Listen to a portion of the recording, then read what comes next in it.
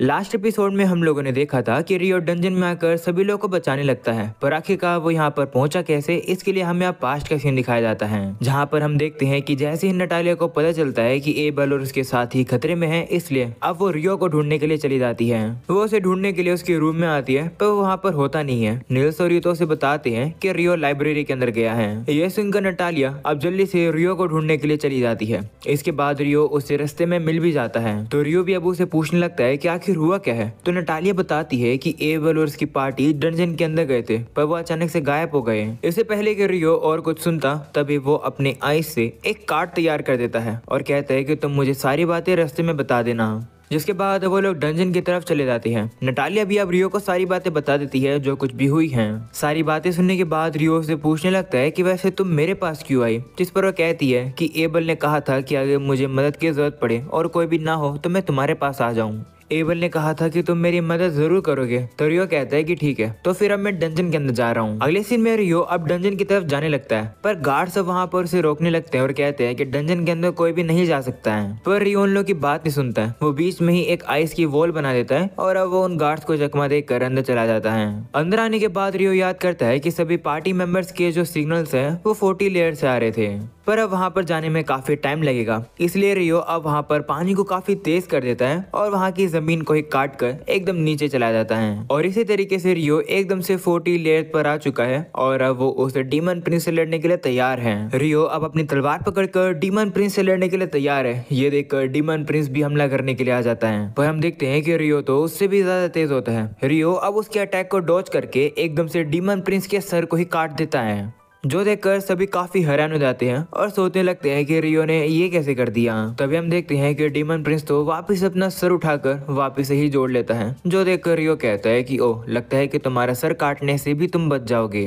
अगर ऐसी बात है तो कोई बात नहीं, लगता है कि मुझे अगला हमला तुम्हारी कैपेसिटी को टेस्ट करने के लिए करना पड़ेगा। ऐसा बोलकर रियो अब वाटर जेट का हमला करता है, जैसे कि पानी काफी ज्यादा होता है और वो काफी शार्प भी। जैसे कि तुम्हें पता ही है कि अगर पानी को काफी ज्यादा प्रेशर से करा जाए तो वो एक कटर की तरह भी काम करता है और पानी से डायमंड को भी काटा जाता है। इसलिए अब ये हमला काफी ताकतवर है। इस हमले से तो डीमन प्रिंस भी नहीं टिक पाता है और उसके छोटे छोटे टुकड़े हो जाते हैं, साथ में उसका जो कोर होता है वो भी टूट जाता है और इसी के साथ इस डीमन प्रिंस का यही खात्मा हो जाता है। ये देखकर एबल काफी इंप्रेस होता है और रियो का शुक्रिया करता है उन लोगों को बचाने के लिए। तो रियो कहता है कोई बात नहीं, शुक्रिया करना ही है तो मुझे कैफेटेरिया में काफी अच्छा खाना खिला देना। तो एबल कहता है ठीक है, ऐसी बात है तो मैं तुम्हें पूरा हफ्ता खाना खिलाऊंगा। तभी हम लोग अब देखते हैं कि वहाँ पर रिया आकर एबल को पकड़ लेती है। वो काफी खुश है कि एबल जिंदा है। तभी वहाँ पर दादाजी आ जाते हैं। वो अब रियो को बताते हैं कि मेरा नाम मर्थर है और मैं रॉयल मैजिशियन ब्यूरो का एक एडवाइजर हूँ। हम सभी लोग को बचाने के लिए शुक्रिया। तो रियो भी कहता है कोई बात नहीं, पर मैं ये देख पा रहा हूँ कि मैं थोड़ा सा लेट हो गया, काफी सारे लोग मारे गए है ना। जिस पर एबल भी कहता है कि हाँ, हम एक काम करते हैं, सभी डेविल्स के मैजिक स्टोन को कलेक्ट करते हैं और फिर उन्हें बेचकर जितना पैसा मिलेगा उस पैसे को हम लोग जितने भी लोग मरे हैं उनकी फैमिली में डिवाइड कर देंगे। तो रियो भी कहता है कि ठीक है, अच्छा आइडिया है। वैसे तुमने क्या कहा, ये डेविल्स थे क्या? तो एबल कहता है कि हाँ, आज से पहले हम भी कभी भी इनसे नहीं लड़े थे। एबल अब ये बताता है कि सेंट्रल प्रोविंस के अंदर ये 100 सालों से दिखे नहीं थे। ये सुनकर रियो सोच में पड़ जाता है। वो सोचने लगता है कि कहीं इन सभी में लियोनोर का हाथ तो नहीं है। जिसके बाद अब रियो सभी को बताता है कि जब मैं 39 फ्लोर पर था तब मैंने अपनी स्पेल का यूज करके चीजों को सेंस करने की कोशिश करी। तब मैंने सीढ़ियों के पास कोई अजीब सी चीज को नोटिस किया। जब हम लोग वापिस जाएंगे तो एक बार उसे चेक कर लेंगे। अगले सीन में वो लोग अब उन डेविल्स का मैजिक स्टोन कलेक्ट कर लेते हैं और देखते हैं कि तो काले रंग का है। सभी लोग उसे देखकर काफी शौक हो जाते हैं क्योंकि सभी लोगों ने ऐसे मैजिक स्टोन को पहली बार देखा है। रिया भी बताने लगती है कि टेम्पल्स में भी कोई भी रिकॉर्ड नहीं है ऐसे स्टोन्स के बारे में। जो सुनकर दादाजी अब कहते हैं कि कहा जाता है कि डेविल्स अचानक से कहीं भी आ जाते हैं और कभी भी। मुझे तो लगता है कि वो लोग स्पेस और टाइम मैजिक यूज कर सकते हैं। अगले सीन में हम लोग को कुछ लोगों को दिखाया जाता है जो कि एक चीज को गार्ड कर रहे थे। तभी वहाँ पर अब लियोनोर आ जाती है। वो कहने लगती है कि मुझे यहाँ पर कोई अजीब सी चीज सेंस हो रही थी तो मैं यहाँ पर चेक करने के लिए आ गई और देखकर लगता है कि यहाँ पर एक मैन मेड अल्टर है। ये सुनकर अब एक लड़का कहता है कि डीमन लॉर्ड वहीं रुको, आज तुम मरने वाली हो। ये सुनकर लियोनोर भी कहने लगती है कि आखिरकार तुम लोग मुझे डीमन लॉर्ड क्यों बुला रहे हो। जिस पर अब एक दूसरा बंदा बताता है कि इस अल्टर को हम लोगों ने काफी सेक्रीफाइस करके बनाया है, जिससे कि हम लोग यहाँ पर डीमन लॉर्ड को बुला सके और उसे खत्म कर सके। जिस पर अब लियोनोर कहती है कि आखिर तुम लोग हो कौन जिसमें इतनी हिम्मत है डीमन लॉर्ड को बुलाने की। तभी वही लड़का अब कहता है कि मुझ में इतनी हिम्मत है क्योंकि मैं रोमन द हीरो हूँ। ये सुनकर लियोनोर एक्साइटेड हो जाती है। वो कहती है कि क्या तुम हीरो हो, इसका मतलब तुम ताकतवर होगे, चलो आओ मुझसे लड़ो और मुझे एंटरटेन करो। और अब अगले ही सीन में हम देखते हैं कि लियोनोर ने तो काफी इजीली से रोमन को हरा दिया, जिसके बाद वो उस अल्टर के पास टेलीपोर्ट करके आ जाती है और कहती है कि ये फाइट तो बिल्कुल भी मजेदार नहीं थी, तो कम से कम इस अल्टर को मैं अपने साथ ले जाती हूँ। ऐसा बोलकर वो उसे अपने पास ले लेती है, जो देखकर वापिस से सभी लोग उसे रोकने लगते हैं और कहते हैं कि डीमन लॉर्ड ऐसा मत करो। ये सुनकर लियोनोर परेशान हो जाती है और कहती है कि मैं तुम्हें फिर से बता रही हूँ कि मैं डीमन लॉर्ड नहीं हूँ। जिस पर वो कहते हैं कि झूठ मत बोलो, तुम इतनी ताकतवर हो तो आखिरकार तुम डीमन लॉर्ड कैसे नहीं हो सकती हो। तो लियोनोर कहती है कि मुझे नहीं पता कि इसका जवाब मैं कैसे दूं, पर ये तो मानना पड़ेगा कि अगर तुम लोग एक साथ मिलकर काम करो तो शायद से तुम इस समय पहले डीमन लॉर्ड को हरा पाओ। और वैसे तुम्हें ये भी पता होना चाहिए कि ऐसे भी इंसान हैं जो कि मुझसे ज्यादा ताकतवर हैं। मैं एक काफी ताकतवर इंसान से लड़ी थी, उसका नाम रियो था। ये सुनकर रोमन हैरान हो जाता है और कहता है क्या मुझसे भी ज्यादा कोई ताकतवर इंसान है। जिस पर लियोनोर कहती है कि हाँ, रियो तुमसे 10,000 गुना ज्यादा ताकतवर है। ऐसा बोलकर वो वहाँ से चली जाती है। अगले सीन में रियो अब दादाजी के साथ उसी चीज को चेक करने के लिए आ जाता है जो कि उसे स्टेयर्स पर दिखी थी। वो चीज दरअसल एक कोई बॉल जैसी चीज है। वो लोग उसे सेंस करते हैं कि इसके अंदर से तो थोड़ा बहुत माना निकल रहा था, पर उन लोगों को नहीं पता है कि आखिरकार ये क्या चीज है, तो वो उसे अपने साथ ले जाते हैं। जाते हुए रियो अब एबल से पूछने लगता है कि क्या तुम मुझे वही दुकान के बारे में बता सकते हो जहाँ तुम कह रहे थे कि सबसे टेस्टी करी मिलती है। तो अब एबल भी उसे वो दुकान के बारे में बता देता है। जिसके बाद वो लोग अब डंजन के बाहर आ जाती है, जहाँ पर गिल्ड मास्टर उन सभी लोग को सेफ देखकर काफी खुश हो जाता है। जिसके बाद वो रियो से कहता है कि वैसे गार्ड ने मुझे बताया कि तुम उन्हें इग्नोर करके सीधा डंजन के अंदर चले गए, आखिर तुमने ऐसा क्यों किया। वहीं गिल्ड मास्टर को गुस्से में देखकर रियो कोई भी जवाब नहीं दे पा रहा था। तभी अर्थर अब गिल्ड मास्टर से कहता है कि इस तरीके से रियो से बात मत करो, अगर रियो अंदर नहीं आता तो हम सभी लोग मारे जाते। जो सुनकर गिल्ड मास्टर कंफ्यूज हो जाता है और कहता है कि तुम ऐसा क्यों कह रहे हो। जिस पर अब अर्थर कहता है कि टेंट में चलो, मैं तुम्हें बताता हूँ। तो गिल्ड मास्टर मान जाता है। जिसके बाद वो लोग टेंट में आ जाते हैं, जहाँ पर अब अर्थर गिल्ड मास्टर को सारी बातें बताते हैं जो कुछ भी नीचे हुई, कि किस तरीके से डीमन प्रिंस एबल को मारने वाला था और रियो वहाँ पर आकर सभी को बचा गया।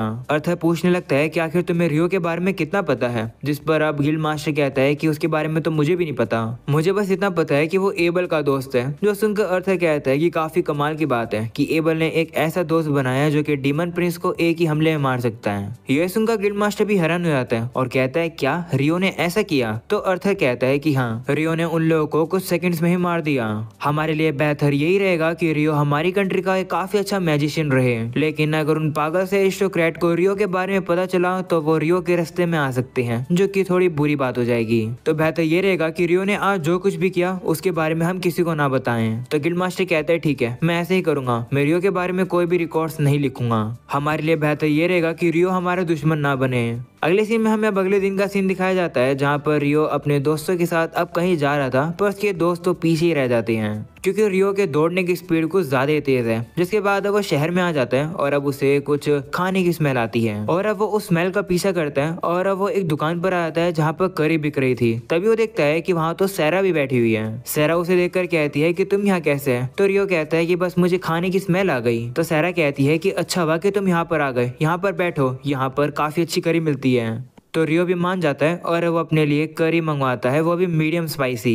ये सुनकर सैरा भी कहती है कि मुझे भी मीडियम स्पाइसी की ही करी चाहिए। ये देखकर रियो अब उसे देखने लगता है। तो सैरा भी शर्मा जाती है और कहती है कि ऐसी बात नहीं है कि मैंने तुम्हें देखकर तुम्हें कॉपी कर रही हूँ। तो रियो भी कहता है कि ठीक है, मैं समझ गया। ये सुनकर सैरा कहती है कि वैसे तुम रहते कहाँ पर हो। जिस पर वो बताता है कि मैं गिल्ड के डॉम में रह रहा हूँ। तो सैरा कहती है कि वहाँ पर सभी नए एडवेंचरर्स रहते हैं, पर अगर तुम लाइब्रेरी के अंदर आते हो तो इसका मतलब तुम्हारी रैंक डी से ज्यादा होगी, है ना। तो रियो कहता है कि जब मैंने रजिस्टर किया था तभी मेरी रैंक डी थी। तो सैरा कहती है कि हाँ, तुम हो इतने ताकतवर। जिसके बाद अब उन लोगों का खाना भी आ जाता है और अब वो लोग खाने को खाकर काफी इंजॉय करते हैं। इसके बाद अब वो लोग वहाँ से चले जाते हैं। रियो अब सैरा से कहने लगता है कि वैसे तुम एक एडवेंचरर हो ना, पर मैंने तुम्हें कभी गिल्ड में नहीं देखा।